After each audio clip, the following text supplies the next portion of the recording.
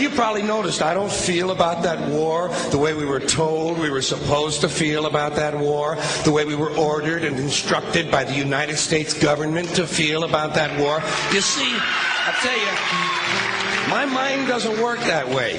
I got this real moron thing I do. It's called thinking.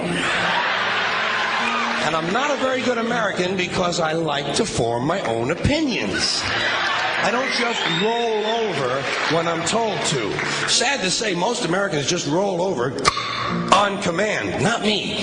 I have certain rules I live by. My first rule, I don't believe anything the government tells me. Nothing. Zero. Nope.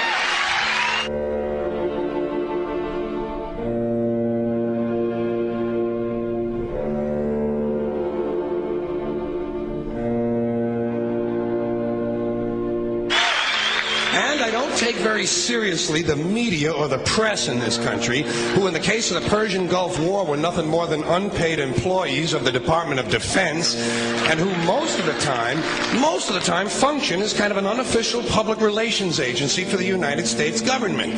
So I don't listen to them. I don't really believe in my country. And I gotta tell you folks, I don't get all choked up about yellow ribbons and American flags.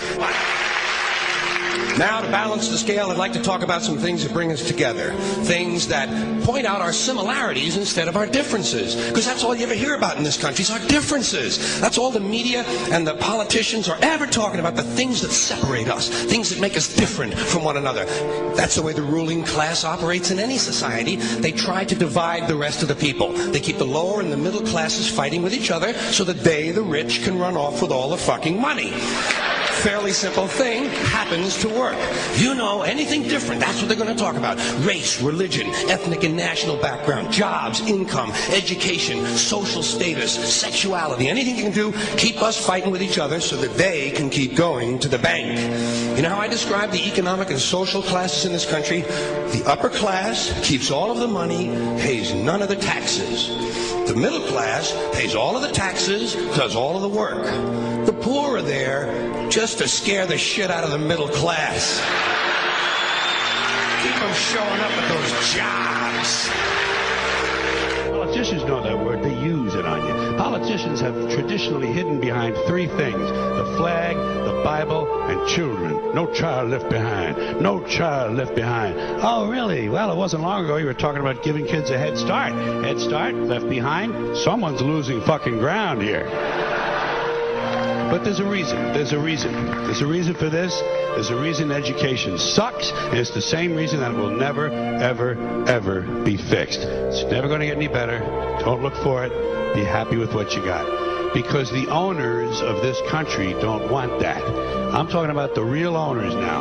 The big, the wealthy, the real owners, the big wealthy business interests that control things and make all the important decisions. Forget the politicians. They're irrelevant. The politicians are put there to give you the idea that you have freedom of choice. You don't. You have no choice. You have owners. They own you. They own everything. They own all the important land. They own and control the corporations. They've long since bought and paid for the Senate, the Congress, the state houses, the city halls. They got the judges in their back pockets, and they own all the big media news, all the big media companies. So they control just about all of the news and information you get to hear. They got you by the balls. They spend billions of dollars every year lobbying to get what they want. Well, we know what they want. They want more for themselves and less for everybody else. But I'll tell you what they don't want. They don't want a population of citizens capable of critical thinking. They don't want well-informed, well-educated people capable of critical thinking. They're not interested in that. That doesn't help them. That's against their interest. That's right. You know something? They don't want people who are smart enough to sit around the kitchen table and figure out how badly they're getting fucked by a system that threw them overboard 30 fucking years ago. They don't want that. You know what they want? They want obedient workers. Obedient workers.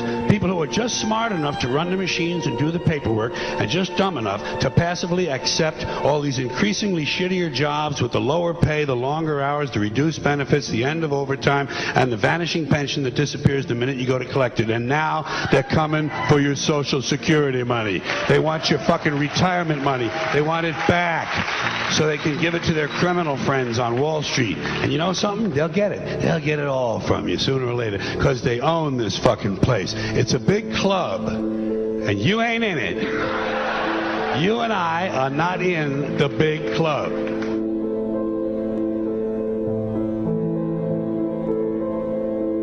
The greatest form of control is where you think you're free when you're being fundamentally manipulated and dictated to. One form of dictatorship is being in a prison cell and you can see the bars and touch them. The other one is sitting in a prison cell but you can't see the bar, you think you're free. What the human race is suffering from is mass hypnosis.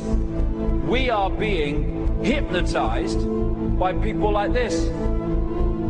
Newsreaders, politicians, teachers, lecturers. We are in a country and in a world that is being run by unbelievably sick people. The chasm between what we're told is going on and what is really going on is absolutely enormous. The greatest hypnotist on planet Earth is a oblong box in the corner of the room. It is constantly telling us what to believe is real. Historically, the control and manipulation of political opinion has been the Freemasons' main weapon in gaining control of countries and states.